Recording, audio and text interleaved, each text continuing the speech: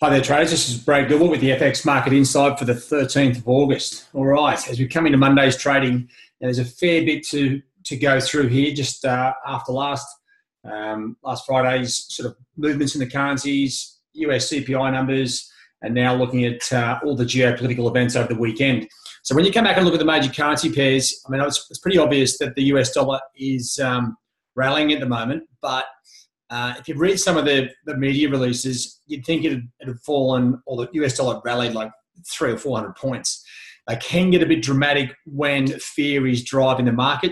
It's all about them selling more advertising. So don't get too caught up in it. You've got to look at the currencies and see what's going on and see how big the moves are. So when I'm looking at the major pairs here, first thing, yeah, of course, I can see the Aussies broken down through sort of 73.30, has drifted lower. And if you look at the opens here on a number of these pairs, okay, there's a little bit of carnage, and this is the market trying to factor in weekend events. Now, the Aussie dollar, euro, sterling doesn't look like it's so much. I mean, no one really wants to touch the sterling. There's a few too many things going on, and the Kiwi didn't seem to have too much of a gap here either. But we have seen Aussie and euro, and a number of the crosses have, a bit of a sharp opening. So first thing, when there are a lot of events, in normal markets, I'll wait for the markets to open up so you can actually see what's going on. Now, this situation here is, okay, we can see the dollars rallying across the board here. You need to try and identify what is driving what. And this is where it gets a little bit tricky. Now, if I just come back across and we have a look at the US dollar, well, this is where the US dollar index really becomes a key feature on its own. You've got... obviously, I was focusing on this on Friday, I think it was, looking at the dollar index above 95.65. It's shot up to 96.30. It's now up here in the middle of nowhere. And as I was saying, sort of Thursday, Friday, I can see the dollar just continuing to rally through the roof here. The offshore yuan, which was causing a lot of chaos early in the week. Now that has, it's a little bit there's knee jerks all over the place, but at the moment it's sort of stabilised. It's taken a back seat to what's happening in Turkey and the devaluation of the Turkish lira, right? Erdogan over there has got his hands full with Trump, and once again, Trump being the goose he is, he's added tariffs to aluminium steel imports into the US. Now that's had a negative impact on the value of the Turkish lira, and which has made it cheaper, right? So now that offsets the tariffs. So what Trump's done is, well, if your currency's weaker, we're going to double the tariff. So it's like just dumb and dumber, but that's what we've got to deal with. Now, so you see where the US dollar is, it's higher, right? And you see the other major currency pairs, they're generally lower against the dollar. What we need to do is have a look at, try and work out what is driving what. If you come over here to the main sort of news pages, okay, you'll notice there's fear driving a lot of these currency pairs. And if you click into any of these stories, right, it's all about fear, fear, fear. Now, when fear creeps in, that's when central banks get nervous, okay? Now, there's no real stories here about economic data or central banks. It's all about, the impact of emerging markets, the Russian ruble, what effect that's going to have on the US. Fitch upgrades Greece. That's a joke. And oil prices. I mean, this is just a cataclysmic storm. And funnily enough, Trump is in any of these stories now. He's done exactly what he needed to do. Went across the globe, tore up all the deals. Everyone's scrambling. They're all fighting with each other now. And he steps back and is probably having a laugh. So you just got to sort of work out what's going on. So euro defensive as Turkish crisis sparks rush to safety, right? So if you read this story here, they're talking about a rush to the US dollar, Swiss franc and yen. Well, if you have a look through the currencies, right, I'll just come back over here to the majors. There hasn't been that much movement on like dollar yen or the yen. I mean, yeah, there was a little blip from 110.90 down to 110 sort of 30, and it's back, almost back towards or 110 sort of 70. That's not a big move. Like dollar yen, when it runs, it'll run 300 points, in a heartbeat. So just be aware that the fear that the media is trying to create is not exactly there yet. All right, so this is one of the key things to decipher about the fundamentals is focusing on what's real and what's not. Okay, so there's a lot of fear in here at the moment, and the media is trying to create a bit of a snowball effect and sort of, as I said, they're just trying to sell advertising. So there's not a lot in here around anything specific. It's about Turkish lira, the fear, the flow-on effect on euro, European banks.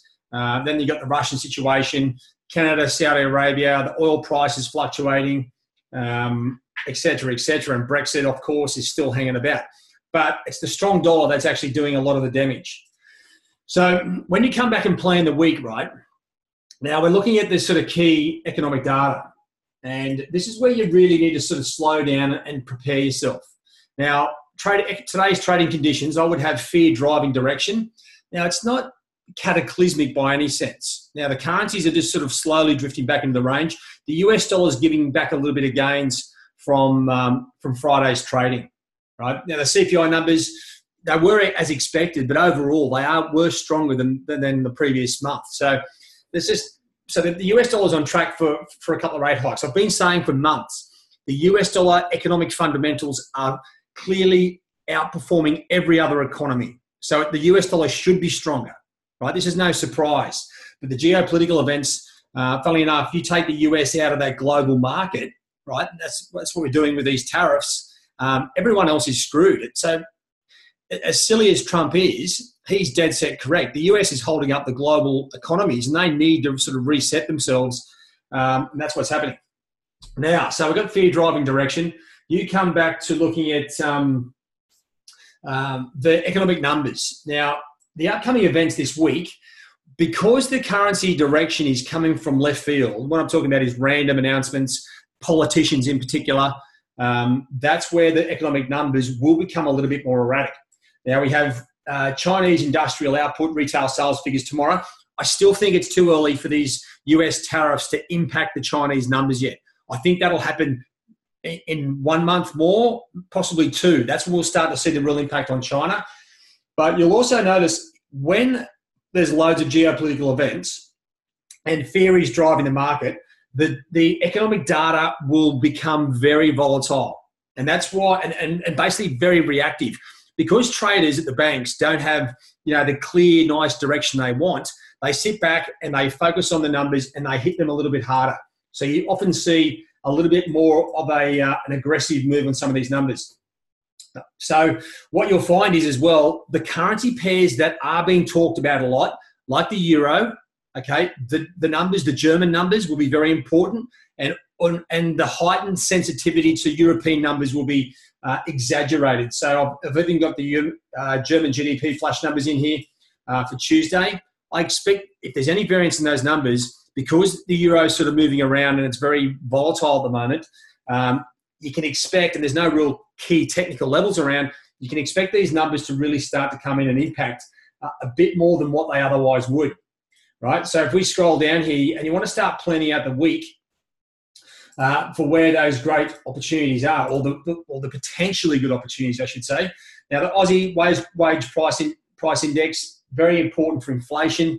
It's just an overall good gauge, because if wage price index is up or down, it can sort of tell you about the buying power of the consumers, and that is will have a big impact.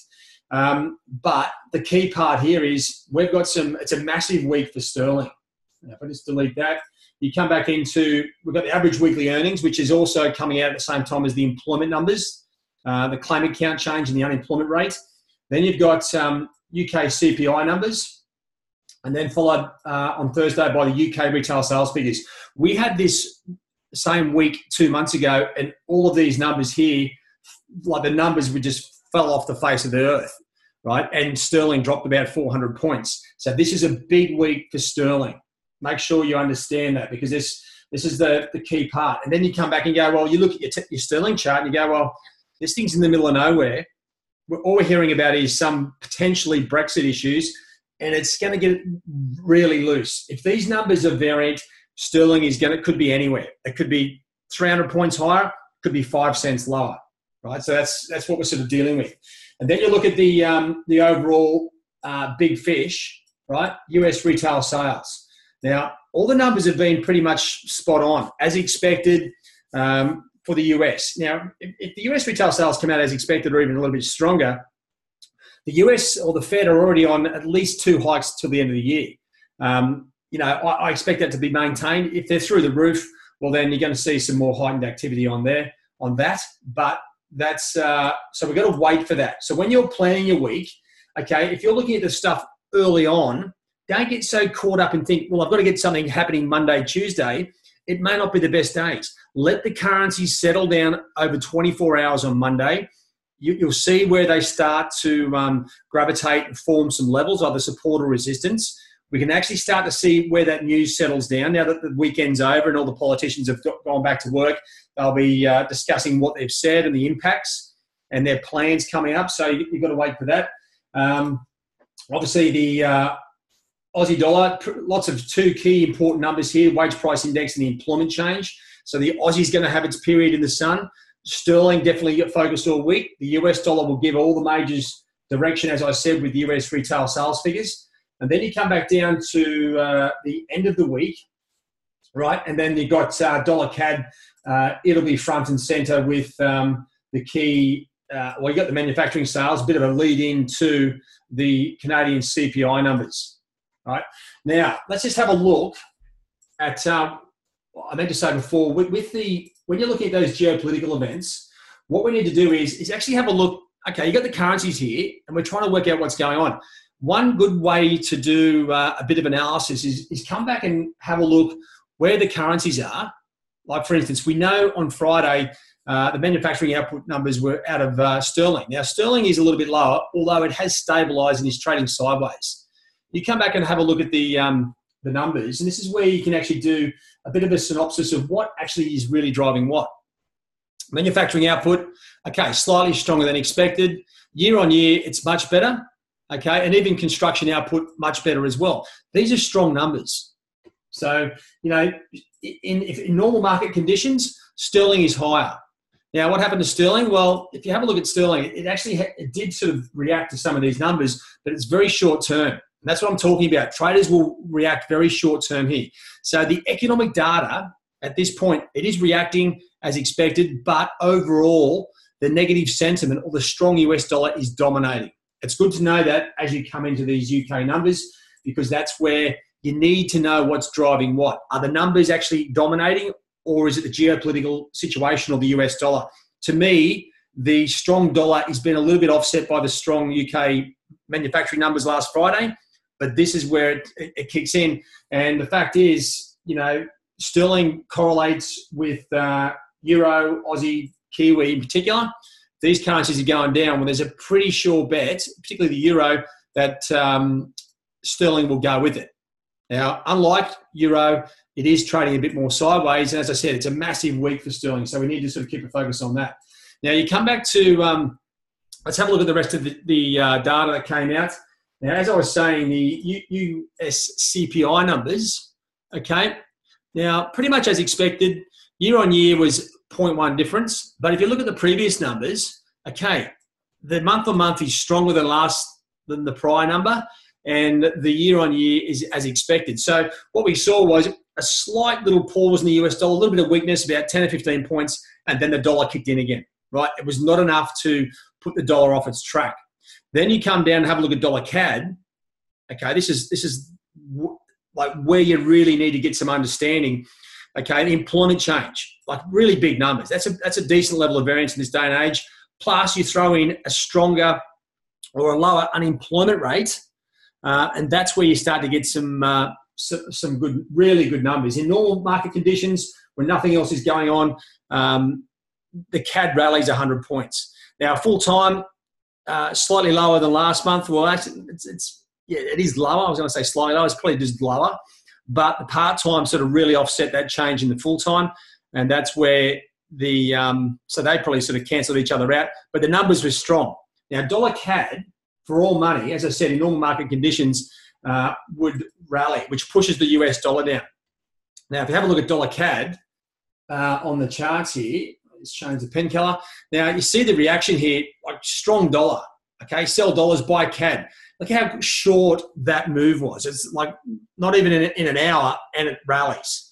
This is geopolitics dominating. Okay, so when you come back to look at dollar CAD, you're like, oh, okay, yeah, we'll look forward to the CPI numbers. What we've got to gauge is, okay, what's dominating? Well, the US dollar is dominating in those geopolitical events as well. So when you go to look at the potentially looking for a trade around those Canadian releases, say Thursday, Friday, if the geopolitical situation hasn't calmed down, well, then those opportunities are very, very short term. And when you're looking at very short term, you're looking at huge volatility, and that's higher risk. So, not exactly a nice trading opportunity at all. All right, so there's that's what we've got to deal with. Now, as I said, there's a load of, just coming back to the MyFX Trading Hub, just focus on what's driving what. Now, the situation with the current trading conditions, okay, now I've got fear driving direction. So it's not all stormy, and the currencies aren't massively up 100 points, down 200, but it is very hard to work out where direction is. When the guys at the banks in this current environment get hit by a corporate with a large amount of flow, what we're talking about is a large parcel, they will just go in and transact and just clear it. And that's what the volatility is until the markets settle down. We'll probably have to wait till Tuesday. If the markets stabilise and slow things down, then these conditions will change to probably cloudy with a bit of sun, like not so bad coming into Tuesday. And that's where, once again, the offshore yuan will come into play with the retail sales industrial output. And that sets us up for the first part of the week, a little bit loose. And then you've got the unemployment figures out of the UK. Now, that's going to take on a life of its own. And then that sets us up for a very rigorous fundamental release week. As I said, these events will be like grand finals every day. And that's where your trading opportunities may or may not be. Don't think just rushing into these opportunities is going to be easy. There should be less liquidity in the market and a bit more volatility. To me, that's an automatic decrease to trade size. You don't need to go looking for trouble in these markets. All you're trying to do is add cash to your account.